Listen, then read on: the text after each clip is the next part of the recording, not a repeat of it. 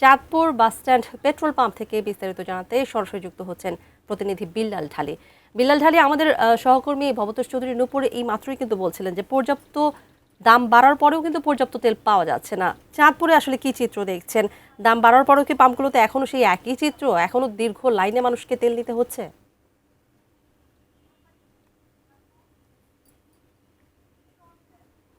তিনটি petrol pump আছে শহরে, কিন্তু তিনটি পেট্রোল পাম্পের মধ্যেই কোনো একটিতেও তেল দিচ্ছে না গ্রাহকদের। তারা বলছেন যে ডিপো থেকে তারা তেল উত্তোলন করতে পারছেন না, যার কারণে তারা গ্রাহকদের তেল সরবরাহ করতে পারছেন না। অপরদিকে ডিপো যারা পরিচালনা করছেন, দায়িত্বে আছেন, তারা জানাচ্ছেন যে যেহেতু চাঁদপুর সহ 5টি জেলায় তেল সরবরাহ করা হয়ে থাকে, তাদেরকে 25 সালের যেই এপ্রিল মাসে যে রিকোয়ারমেন্ট ছিল তাদের পেট্রোল পাম্পগুলিতে, সেই রিকোয়ারমেন্ট হিসেবে তাদের চলতি বছরও কিন্তু পেট্রোল বা অকটেন দেওয়া হচ্ছে।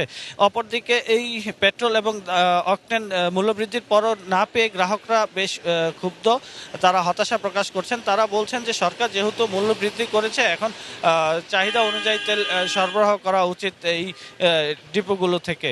অপরদিকে আমি ক্রেতাদের সাথে যারা পরিবহন চালক আছে তাদের সাথে কথা বলেছি। তারা বলছেন যে খোলা বাজারে কিছুটা তেল পাওয়া গেলেও সেখানে পেট্রোল পাম্প থেকে কয়েক গুণ বেশি দামে কিন্তু তাদেরকে তেল কিনতে হচ্ছে। সেখানে যদি কম দামে তেল বিক্রি হতো, তাহলে হয়তো তারা এই পেট্রোল পাম্পগুলিতে যে ভিড় তৈরি হয় সেই ভিড়টি কমে আসতো।